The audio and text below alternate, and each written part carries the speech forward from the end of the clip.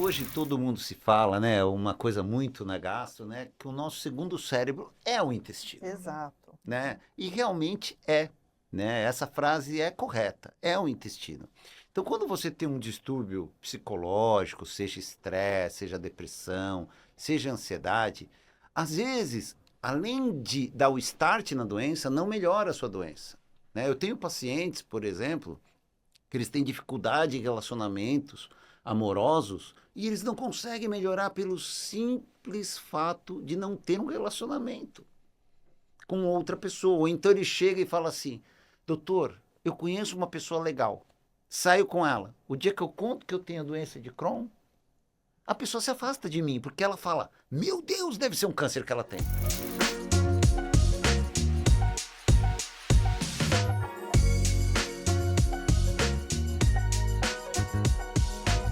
Muito bom dia, muito boa tarde, muito boa noite para você que está escutando o nosso podcast, além do jaleco do nosso grupo de médicos chamado Tron Med Group.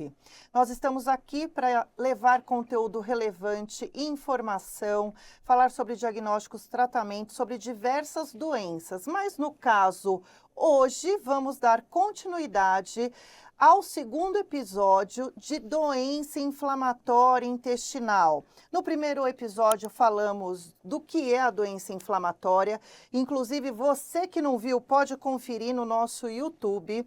Falamos sobre sintomas clínicos e vamos começar a falar sobre tratamento. Então, você que tem doença inflamatória intestinal, não pode perder o episódio de hoje, que nós vamos falar tudo a respeito do tratamento. Me apresentando, eu sou a doutora Vanessa Prado, cirurgiã do aparelho digestivo e proctologista, membro da Sociedade Brasileira de Coloproctologista. Estamos aqui com a doutora Patrícia Naufal, médica com título de especialista em gastroenterologia e endoscopia. Dr. Roberto Zanaga, membro do GEDIB, cirurgião geral e coloproctologista. Dr. André Aguiar, médico gastroenterologista. E Dr. Sandro Loureiro, cirurgião geral do aparelho digestivo, proctologista e membro da Sociedade Brasileira de Coloprocto. Vamos falar a respeito de tratamento e sobre da importância da equipe multidisciplinar em estar ajudando o paciente nessa resposta completa da doença. Conta um pouquinho para a gente, Sandro. Então, assim, o ideal seria que todos centros de referência e todas as pessoas tivessem acesso a uma equipe multidisciplinar. Por quê? A presença de um gastro clínico, de um cirurgião geral ou de um cirurgião do aparelho digestivo, um proctologista, o farmacêutico, o enfermeiro especialista em doenças inflamatórias intestinais, o nutricionista e também a gente tem que lembrar do assistente social. É muito importante, porque assim, é uma decisão em comum acordo, tanto com o paciente quanto com a família.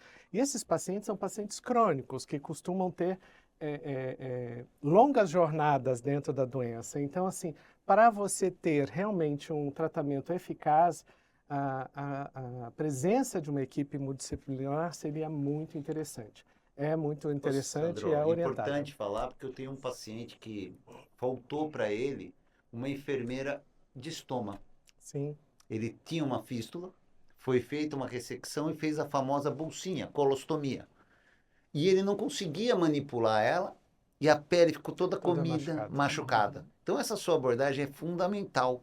E o que faltava? Uma enfermeira que era especialista nesse tipo de estômago, né? Eu acho que todo mundo deve ter isso. Sim, sim. E assim, por exemplo, às vezes ele não consegue essa bolsinha. Então, o assistente social consegue fazer esse meio de campo para que esse paciente consiga ter um cuidado melhor, né? Então, a equipe multidisciplinar é muito interessante. Fundamental, né? É. André, e os remédios, né? Que tratamento clínico que a gente pode oferecer para esse paciente? Quais estão disponíveis? Me fala um pouquinho disso. Muito bem. Hoje, na atualidade, para nós gastroenterologistas e também proctologistas, estamos vivendo um momento de meio paraíso, porque hoje a gente tem uma gama de medicamentos, um leque maior de medicamentos para tratar a doença inflamatória intestinal, seja retocolite ou doença de Crohn, porque no passado tínhamos poucas opções. Mas o que determina o tipo de medicamento que o paciente vai usar é a gravidade da doença. Então, o paciente pode ter uma doença leve, a doença moderada e a doença grave. Se o paciente tem a doença moderada a grave, ele já é eleito para as medicações mais utilizadas hoje por todos nós e pelos gastroenterologistas que estão aí estudando e antenados com o que está acontecendo no mercado de medicamentos, que são os imunobiológicos. Os imunobiológicos existem várias opções, vários laboratórios, várias marcas, alguns com semelhanças, outros com formas de atuação diferentes, que a gente vai discutir no decorrer aí do tratamento, da nossa discussão de hoje de tratamento. Mas temos pacientes também que ainda se beneficiam com medicações não injetáveis, que os imunobiológicos são injetáveis, seja ele endovenoso, seja ele via a subcutânea. Tem a medicação via oral, como já foi usado antigamente, ainda usa hoje, como a mesalazina, que só tem a aceitação para retocolite, não tem efeito para doença de Crohn. Tem os corticoides, mas são medicações para utilização em situações agudas e crises agudas, não é medicamento que possa ser utilizado continuamente por conta dos efeitos colaterais. Temos os imunossupressores, que a gente ainda usa em alguma situação de combinação com imunobiológico, azatioprina, metotrexato. Mas o Gold Standard, puxando a palavra da parte para o exame de colonoscopia, o Gold são as medicações imunobiológicas que a gente consegue ter um controle mais efetivo e melhor das duas doenças. E hoje em dia, né, Roberto, os imunobiológicos acabam sendo, como o doutor André falou, o carro-chefe, né? Fala um pouquinho para a gente o que são e como esses biológicos podem ajudar de forma mais efetiva no tratamento desses pacientes. Os imunobiológicos, eles são medicações imunomediadoras, né? Como o próprio nome fala, ela é uma substância, né, que ela vai agir, é uma macromolécula, traduzindo, né, é um remédio grande, correto? Por isso que ele é injetável ou subcutâneo, tá? Então é um remédio grande que não dá para fazer em comprimido, tá? E eles vão atuar no seu sistema imune, no seu sistema de defesa, né? Por quê? Porque as doenças inflamatórias intestinais, como é uma doença autoimune, ela te autoagride. Então, o seu organismo pensa, putz, meu intestino ele não deveria estar lá, eu vou agredi-lo. O que o remédio imunobiológico faz? Ele faz que o seu sistema imune, os seus defesas de defesa, não atue contra você mesmo. Com isso, melhora o processo inflamatório, certo? Da doença e regride a doença e entra em remissão. O que é remissão? Controle de doença. Lembrando, não tem cura. É o controle. Você controla através dos imunobiológicos, dessas medicações, e você fica com a doença controlada, que nem uma pressão, que nem uma diabetes, mas não curado. Né, Paty? Exatamente. É por isso que não pode parar com a medicação, como a gente já comentou no outro bloco, que a gente não... Os pacientes às vezes acham que estão tão bem, não tenham mais a doença e para. E aí a recidiva pode vir e pode vir muito pior do que estava antes, né? E Sandro, fora esses remédios que a gente falou que são, na grande maioria, injetáveis, tem os que são comprimidos também, Sim, hoje né? é isso que o André falou, né? Hoje a gente tem uma gama de remédios muito mais disponíveis, né? São várias opções disponíveis. Então a gente fala que a terapia avançada. Então, né, a gente tem aí os que são injetáveis, subcutâneos e há também aqueles que hoje já são via oral, né? Então alguns remédios hoje os mais modernos podem ser usados também via oral.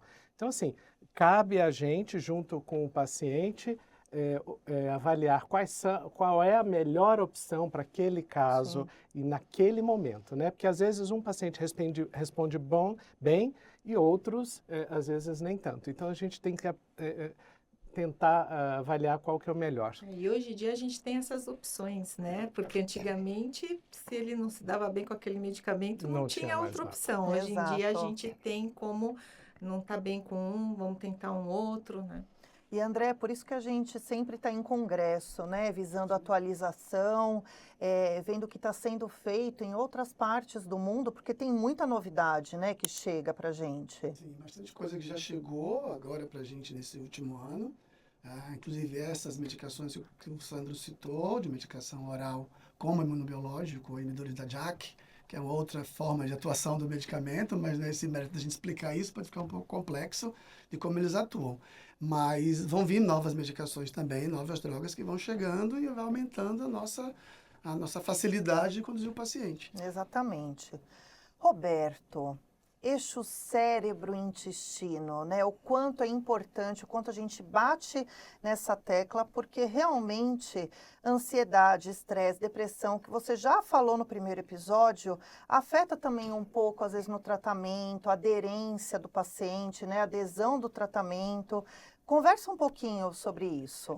Hoje todo mundo se fala, né? Uma coisa muito na gastro, né? Que o nosso segundo cérebro é o intestino. Exato. Né? E realmente é, né? Essa frase é correta, é o intestino. Então, quando você tem um distúrbio psicológico, seja estresse, seja depressão, seja ansiedade, às vezes, além de dar o start na doença, não melhora a sua doença, né? Eu tenho pacientes, por exemplo, que eles têm dificuldade em relacionamentos amorosos e eles não conseguem melhorar pelo simples fato de não ter um relacionamento com outra pessoa. Ou então ele chega e fala assim: doutor, eu conheço uma pessoa legal, saio com ela. O dia que eu conto que eu tenho a doença de Crohn, a pessoa se afasta de mim, porque ela fala: meu Deus, deve ser um câncer que ela tem. E aí o psicológico dela, voltando ao que você falou, né, o eixo, né, essa parte Sim. do intestino, fica pior, porque ela não consegue ter uma vida social adequada, se reintegrar na sociedade, e muitas vezes não consegue ter uma vida que todo mundo quer ter. Lembrando para todos que você tratando, você melhora a sua doença e você consegue melhorar a sua parte psicológica. Então, temos que ter terapia na equipe multidisciplinar, temos que ter um psicólogo também, ou um Claro. psiquiatra atuando. Então, é muito importante lembrar, o intestino é nosso segundo cérebro. Então, tratar essa parte e tentar reintegrar esse paciente na vida social dele.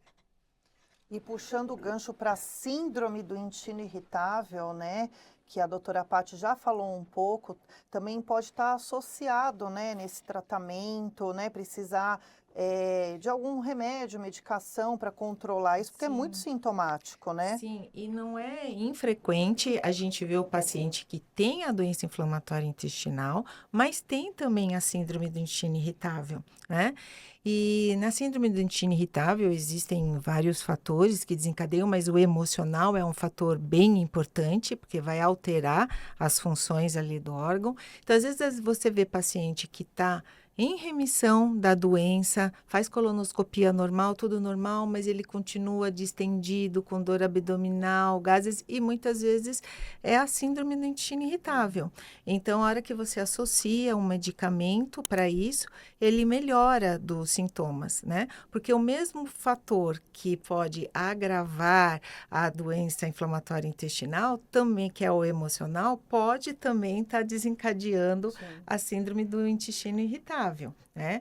Então, é importante estar observando todos esses fatores e muitas vezes a gente tem que associar medicamentos. Então, Só complementar Claro, o que doutor a André. Patrícia está falando em relação ao que o Roberto também falou sobre esse eixo aí cérebro-intestino, né? Sistema nervoso central, trabalhando junto com o intestino e com a microbiota. Você não pode esquecer o quão importante é esse equilíbrio do eixo cérebro-intestinal. O cérebro manda mensagem para o intestino, vamos lá, faz digestão, contrai, o intestino manda para o cérebro a mensagem: pode trabalhar, vamos produzir hormônios digestivos, vamos atuar nos outros órgãos, mas controla a microbiota, porque se esse eixo não está bom, a microbiota desestrutura e o paciente vai ter mais sintomas e vai ter mais síndrome do intestino irritável, além de piorar a própria colite, a própria Que é doença de muito Crohn. frequente, né? A gente vê pacientes que às vezes já estão há algum tempo tendo síndrome do intestino irritável, acabar desenvolvendo uma disbiose, né? E às vezes complicando mais ainda o quadro dele. Gente, deixa eu só fazer uma pergunta. Vocês devem ter isso muito, os pacientes de vocês. Eu costumo ter assim, por exemplo, às vezes o paciente está em remissão, o paciente está controlado da doença inflamatória intestinal, mas aí ele pode pegar uma gastroenterocolite. Viajou, teve eu comi alguma uma coisa diferente. catástrofe, E né? aí entra na questão do medo, né? Será que eu estou tendo de novo uma atividade, crise, uma crise? E a gente tem que tentar contornar isso, né? Porque às vezes o paciente às vezes acaba largando o tratamento, procurando outro médico, e não, ele simplesmente teve Uma infecção de intestinal, né? viagem, ou comeu alguma assim. Que, coisa aliás, que esse não... ano está dando bastante, né? A gente está Sim. pegando direto casos de gastroenterites, né? E que também descompensa o emocional do paciente, Sim, pelo né? medo. Pelo Sim. medo, exatamente. Mas eu tive um paciente que nesse surto de dengue, certo? Que nós temos no nosso país, né? Esse surto endêmico, que chegou a internar com um quadro clínico de plaquetopenia com 30 mil plaquetas, né? Traduzindo, plaquetopenia é a baixa da plaqueta. Agora, sorte que estava no hospital, me ligaram e tudo mais, e imagina só, me ligaram e falaram, o Crohn dele está com 30 mil de plaquetas. Eu falei, vocês fizeram um exame de dengue nele? Foi a primeira pergunta que eu fiz pro colega. Não. Então, colhe um teste de dengue. Colheu, era dengue, certo? Então, o paciente, complementando o que você falou, ele pode ter outras coisas, né? Então, você não tem que pensar no paciente só com... Aí ele tem Crohn, tudo é o Crohn. Ele pode ter outras coisas associadas. Mas ele já está tão, né, desgastado emocionalmente que qualquer coisa é a doença inflamatória, né? Foi a semana passada, a paciente chegou, sorte que ela tinha feito no outro mês a colonoscopia, a calprotectina, estava tudo controlado, estava tudo bonitinha. E ela pegou uma gastroenterite, ela teve náuseas, vômitos, dor abdominal, diarreia. Ela chegou no consultório literalmente desesperada, falando, estou com recidiva do Crohn. Eu falei, calma. Aí quando foi ver, não era, melhorou depois de 2 dias, mas ela já estava em pânico, como você falou, porque eles têm tanto pavor de voltar a ter os sintomas que fica desesperado. E o paciente também que está um pouco acima do peso, Paty, naquela volta à nossa conversa de estudar, né, o paciente como um todo, ele merece uma atenção também especial nesse tratamento para a doença inflamatória, né? Sim, com certeza. O que acontece? O paciente obeso, você não pode tratar só a doença inflamatória intestinal sem tentar melhorar as outras condições dele. Hoje em dia, eles já estudaram que o paciente obeso, ele necessita, muitas vezes, de uma dose maior de biológico ou intervalos menores, porque perde mais a potência do medicamento, né? O paciente, muitas vezes no início de tratamento, a gente tem que associar corticoide, às vezes para esse paciente sair de uma crise, né? O paciente obeso, ele é mais resistente e cria uma corticodependência maior do que o paciente que não é obeso, né? Ele tem, na doença de Crohn, maior chance de desenvolver fístulas. Na retocolite, ele tem uma maior chance de ter uma pancolite. Então, é muito... E o prognóstico geral, pior. Vamos supor, se ele precisa de uma cirurgia de urgência, o paciente obeso, ele tem mais chance de ter um pior prognóstico no pós-operatório, uma cirurgia mais difícil. Então, é muito importante, quando a gente está tratando o paciente obeso, além de a gente estar usando os biológicos, tudo direitinho, de estar tentando tratar essa obesidade dele, né? E hoje em dia a gente já tem aí um avanço grande com os medicamentos, né? Como a semaglutida, a tirzepatida, que estão vindo para auxiliar nesse sentido, porque pode realmente ajudar esses pacientes a perder o peso e eles terem uma resposta melhor, um prognóstico melhor na doença inflamatória intestinal. Eu acho que é isso, né? O paciente que tem, então, doença inflamatória, ele tem que ser tratado, tem que ser visto como um todo, uma equipe multidisciplinar ativa. Hoje em dia temos os biológicos com sempre novidades vindo para acrescentar nesse tratamento e a importância dele ser tratado o emocional, a nutrição, o corporal, a prática de exercício, que é um tratamento grande, mas super importante para o paciente ter uma qualidade de vida adequada, né? Doutor Roberto, a doença inflamatória, ela pode virar um tumor? A inflamação do intestino, ela pode virar um câncer? Sim. Se sabe que as doenças inflamatórias intestinais podem virar câncer, tá? E nesse aspecto, né, normalmente as maiores complicações da doença inflamatória intestinal são na doença de Crohn. Mas no câncer, a retocolite tem uma tendência maior estatística de virar câncer. Mas a doença de Crohn também pode virar câncer.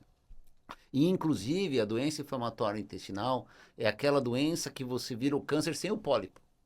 Né? Então a pessoa fala, não, mas eu não tenho pólipo. Não, mas você tem doença de Crohn ou retocolite. Mas, Rô, o que que é o pólipo? Acho que vale o gancho. Explica para mim, o que que é o pólipo, para quem não sabe? O pólipo, vamos explicar de uma palavra bem simples, sem ser muito técnico, Isso. tá? É aquela carninha que cresce no intestino, para dentro da luz do intestino, né? É aquela coisinha, aquela carninha que cresce e vai crescendo, que é um tecido anômalo, um tecido que não deveria estar lá, e que se ele continuar no corpo da pessoa, vira um câncer. Exato. Mas isso é um câncer polipoide, tá? Já na doença de Crohn e na retocolite ulcerativa, é o câncer não polipoide. Pela inflamação Ela é mesmo. pelo processo inflamatório da mucosa. Lembrando que os cânceres, normalmente, na sua grande maioria, no intestino começa na mucosa, né? Então, normalmente, esse câncer não vai ter pólipo.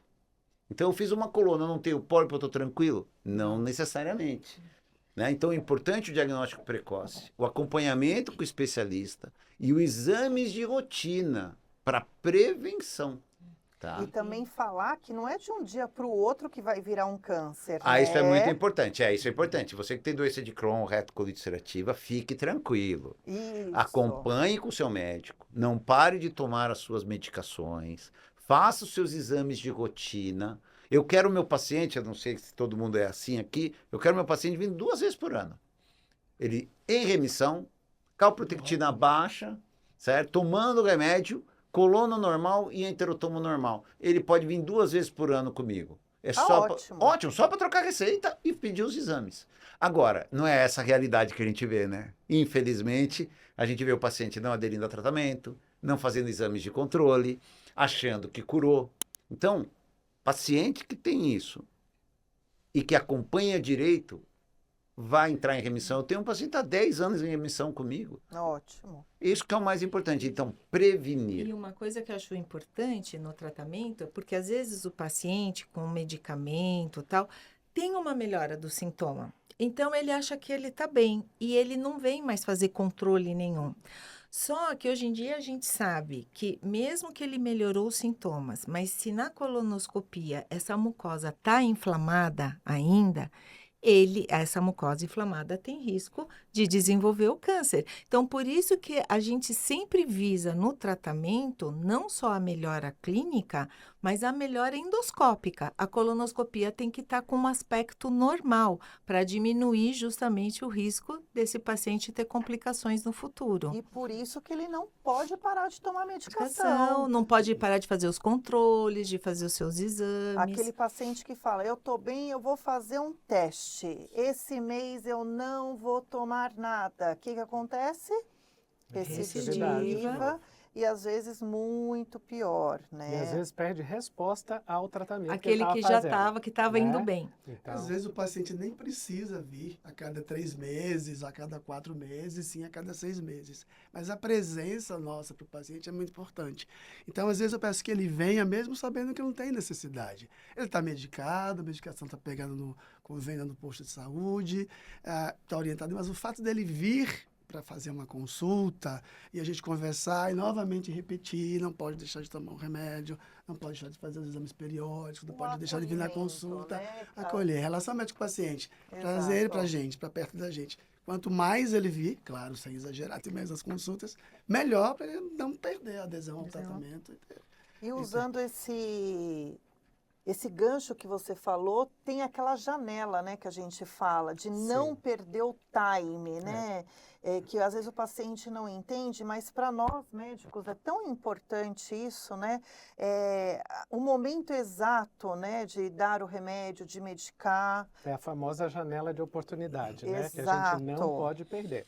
Então, pacientes que apresentem sintomas devem ser investigados. A gente tem um critério para a introdução das medicações, mas tem que ser o mais rápido possível, né? Então, a gente não pode perder essa janela de oportunidade. Quanto mais tempo o paciente fica com a inflamação, piora o prognóstico dele, né? Piora as lesões, as possíveis cicatrizes, complicações aí que esse paciente pode ter. E nessa nossa conversa aqui que a gente falou sobre vários aspectos da doença inflamatória, de uso de remédio para evitar fazer cirurgia, o quanto os biológicos que o Dr. Roberto falou controla aí o processo inflamatório, mas tem um fator, né, Sandro, que não tem jeito, né, que é cirúrgico. Fala pra gente qual que é. O que é cirúrgico, geralmente, fístula. Então, fístula é uma indicação cirúrgica, tá? Outras coisas podem também levar o paciente para uma cirurgia. Então, a obstrução, abscessos, né, estenoses, né? Então, mas fístula perianal é indicação de cirurgia. Não adianta ficar empurrando. Exato. Posso pegar esse gancho e falar de um caso de um paciente, uma situação parecida com isso? O paciente chegou até mim, ele na época ele está com 45 anos, chegou comigo aos 35 anos de idade, entrou no consultório e falou assim, doutor, eu vim aqui para o senhor liberar para eu fazer uma cirurgia. Essa foi a frase, eu não estou entendendo. Não, eu faço cocô, eu tenho sangramento, eu perdi peso, perdi emprego, perdi minha esposa, meus filhos não querem saber de mim, não tenho vida social, sexual, trabalho, tudo. Fui a 3 cirurgiões, os 3 cirurgiões falaram que eu tenho que tirar meu intestino inteiro. Então eu vi aí, ele não quer que eu faça sem que um clínico, gastroclínico, dê um aval. Falei, peraí, tem uma coisa errada aí. Fui estudar o paciente, o que ele tinha tomado de medicação. Então o cara vinha há 6 anos, mal conduzido, não foi aproveitada a janela e não deram a medicação correta. Ele vinha de 3 cirurgiões, ele queria operar. Ele não tinha mais vida, porque ele queria tirar o intestino. Ele preferia fazer uma retirada, uma colectomia total, do que tentar medicamento. Mas eu convenci ele a fazer tratamento. Você me dá uma chance. Sim, Você me der uma chance só. Uma chance. Entrei ele com o imunobiológico. Ele está comigo há 10 anos hoje, com o intestino dele. Muito bem, olha obrigado. Só que bênção. Fora as complicações, pegando o seu gancho, né? A cirurgia, temos que lembrar que... Ele não tinha obstrução e nem tinha fístula. tem Era que colite, lembrar não que tinha toda fístula. cirurgia pode Sim, ter sim. complicações Sim. pós-operatórias, né? Colectomia total. Então quer dizer, não tem uma outra significa que ele vida. vai operar e ele vai, estou livre da doença. Sim. Ele Mas isso pode, eu expliquei para ele. pode ter as Convenci. complicações da própria cirurgia, Sim. né? Então não é tão simples assim, eu vou operar. Ele queria um alívio, né? Ele claro. não estava aguentando mais. Ele queria um milagre. Um milagre, não. Ele aceitava qualquer coisa, contanto que ele não Isso, fosse queria um mais milagre. 30 vezes ao banheiro. E mesmo os pacientes, né, quando operam por algum motivo, tem que continuar o tratamento. Sim, Porque como a sim, gente falou, né, a sim. doença pode dar, a doença de Sim. Crohn, ela pode dar em qualquer parte. Então, ele tem que continuar o tratamento medicamentoso para evitar de ter recidiva em algum outro local, Sem né? dúvida. E para finalizar essa questão aí do tratamento, né, deixando bem claro, né, André, que não tem cura, né? Não Então, tem. falar mais uma vez que precisa fazer esse acompanhamento, né? Sim, a cura não existe. É o controle. Como Exato. outras doenças crônicas, é o controle, não a cura. Doutor Roberto, você que é um médico com várias vertentes, fala um pouquinho para a gente dessa disponibilidade de tratamento no SUS, no privado, como é que funciona tudo isso? Ó, doença de Crohn e retocolite ulcerativa não tem justificativa para não se tratar. Então, nós temos a medicação no Sistema Único de Saúde e temos a medicação nos convênios, tá? E lógico que no Sistema Único de Saúde nós só temos 2 medicações, tá? Para Crohn. E para a retocolite ulcerativa, a gente tem mais uma gama que são 4, tá? Hoje, o André falou inicialmente aqui, nós tivemos vários lançamentos de medicações novas. Mas, infelizmente, ainda não estão no Sistema Único de Saúde. Nós, como os médicos, torcemos, né, que todos estejam disponíveis para todos os pacientes. Que aí vai facilitar bastante para a gente. Nos convênios, na saúde privada, a gente acaba tendo uma gama maior de medicamentos.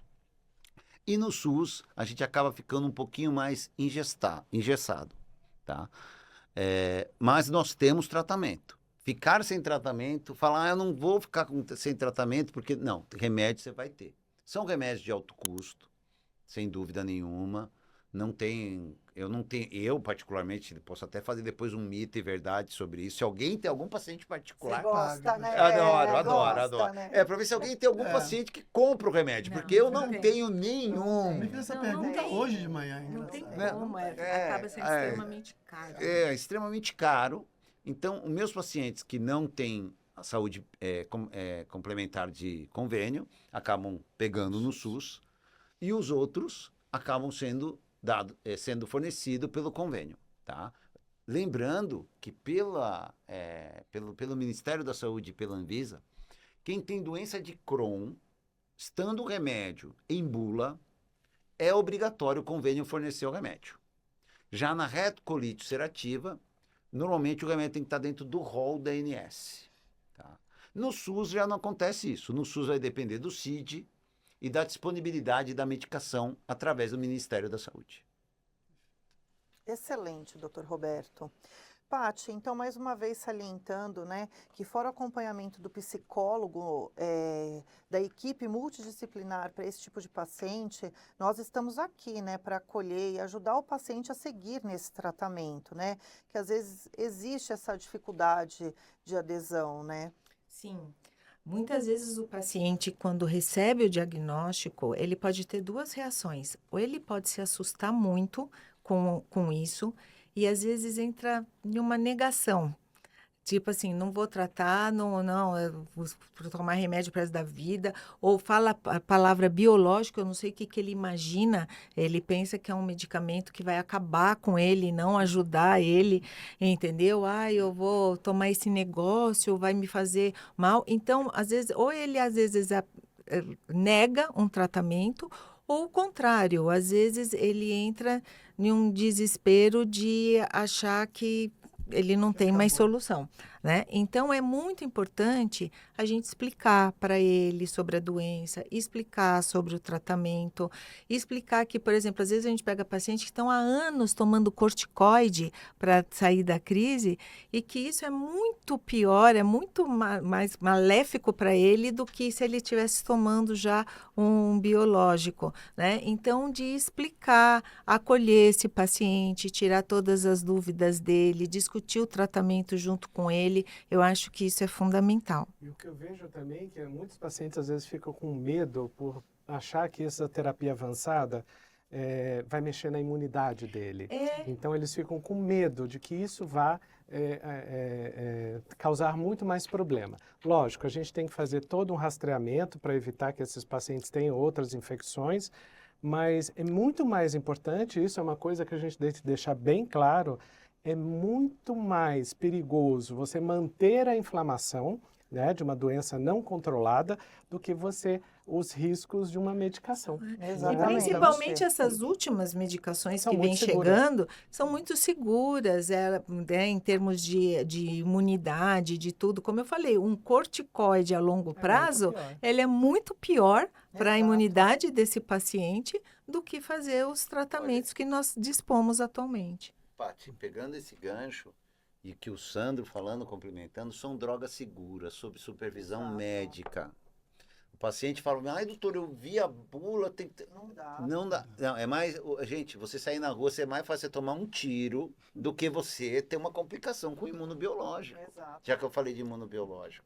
Mas são drogas extremamente seguras, com acompanhamento médico, com a dose correta, com acompanhamento. Então, muito importante, acompanhamento médico, o remédio certo, na hora certa. Ele não vai complicar. Sem perder a janela e você não complica. É o que você falou, Sandra. E eu queria fazer um bate-bola agora, que eu acho que vai ser interessante, porque todo mundo tem no consultório o quê? Doutor, o que eu posso comer? Eu posso comer um vinho, eu posso comer posso comer comida japonesa, posso comer um lanche. Roberto. Opa. Vamos começar com você, querido. Bate e bola. O que o paciente pode e está proibido, assim, de comer? O paciente, se ele estiver em remissão, não existe um alimento proibido. Não tem uma coisa que você fala assim, doutor, qual é o meu alimento proibido? Em remissão, ele não está proibido de comer em pequenas quantidades. Exato. tá? Porque ele não pode ficar obeso, né, Paty? Sim. Tá? Então, é importante ele saber primeiro, estou em remissão ou não? Se ele estiver em remissão, ele vai poder comer um pouquinho de cada coisa. Lógico que alimentos que dão um processo inflamatório maior, como condimentos, né? O glúten exagerado, Gorduras. trans, né? Gorduras saturadas, tá? Isso não é legal, tá?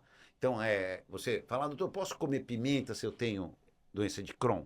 Se você não estiver em remissão, você não pode, porque a pimenta tem uma ação inflamatória. Sim. Roberto, você podia dizer para o nosso público o que é remissão? Remissão é estar com a doença controlada, que nem Muito você falou. bom. Perfeito.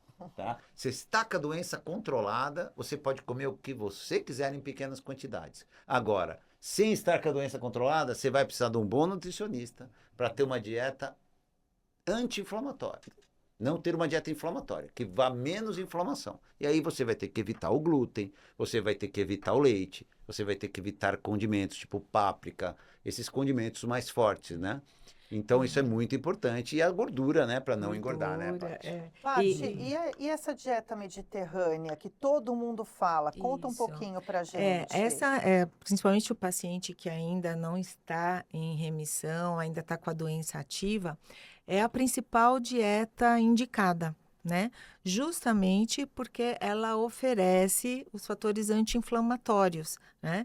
Então, a dieta mediterrânea é uma dieta onde você consome muitos os alimentos naturais, crus, né? Então, você é uma dieta rica em frutas, vegetais, legumes, aves, né? A carne branca, né? Peixes, frutos do mar, né? Então, ela vai oferecer esses fatores anti-inflamatórios. Então, é atualmente a dieta mais indicada. Muito bom. E os ultraprocessados, Sandro? Diferente do que a Patrícia falou, os ultraprocessados, ele tem pouco alimento in natura, né? Então, são aqueles alimentos que são muito adicionados com sal, gordura, com conservante, e esses têm a capacidade realmente Corantes, né? corantes, né, de causar inflamação. Então, assim, se o paciente, eu geralmente oriento que, assim, evite ultraprocessados, né? Então, isso, prefira a alimentação mais natural possível. Os embutidos também, né? André, e o Sim, nosso doutora. vinho, meu O amor? nosso vinho. Pode um vinho? O que dizer para os nossos ouvintes e para os nossos pacientes sobre o vinho? O vinho depende. Depende da remissão, depende do controle da doença. Se o paciente tem a doença controlada, ele pode tomar um pouco de vinho, moderadamente, um pouco para uns, pode ser muito para outros, mas ao final de semana, sai para jantar ou em casa, vai fazer alguma coisa, toma uma taça de vinho, não tem problema. Só não pode abusar, porque o vinho é indutor de atividade inflamatória. O álcool, ele pode aumentar a inflamação. Então, tendo remissão, pode tomar o vinho, assim como outra bebida alcoólica, a parcimônia, com controle. Até lembrando que o vinho também tem efeitos benéficos, ele ajuda na nossa microbiota. Olha só que Então, o vinho em maravilha. quantidade boa, pequena, ele vai ajudar também na doença, Tudo por é conta da equilíbrio, né? microbiota. Tudo é entendeu? equilíbrio, Tudo não é equilíbrio. não é Então, tomar todo além do dia. emocional. Então, um paciente que tem hábito de no final de semana tomar o vinho, ele já está abalado emocionalmente porque tirou tudo dele, né? Tirou o cigarro, tirou a comida, ele já vem do processo aí de perdas que ele teve. Ele entrou em remissão, tá tudo bem, a vida voltou ao normal, deixa ele relaxar com o vinhozinho dele, que vai fazer parte do emocional. Mas, Andrezinho, Ele fica conta uma melhor. coisa para mim. Tinto, branco ou rosé? Depende da comida. A gente faz um podcast depois sobre vinhos. A gente faz isso, vai ser um prazer. É isso que o André falou, é importantíssimo a gente falar na doença de Crohn, o fumo, né? Que o cigarro, ele pode piorar Indutor. muito a doença de Sim, Crohn. sim. Então, os fumantes, realmente, com doença de Crohn, pode piorar Isso mesmo. bastante. Olha, Paty, eu tenho dois pacientes, dois não, acho que eu devo ter uns 5 pacientes, uns com tabaco e outro com cannabis. E ele utiliza cannabis rotinamente, sabe? E ele fala para mim, doutor, mas ele tem Crohn, ele tem fístula perianal e ele usa todo santo dia. E não adianta eu falar para ele, para, não para. Sandro, meu querido, e aquela mensagem fundamental depois desse primeiro episódio, segundo episódio, discorremos sobre todos os assuntos aí da doença inflamatória para tentar tirar todas as dúvidas dos pacientes, mas aquela frase clássica que vai deixar no coração das pessoas para não esquecer mais. Não menospreze os seus sintomas. Essa, para Excelente. mim, eu acho que é o mais importante.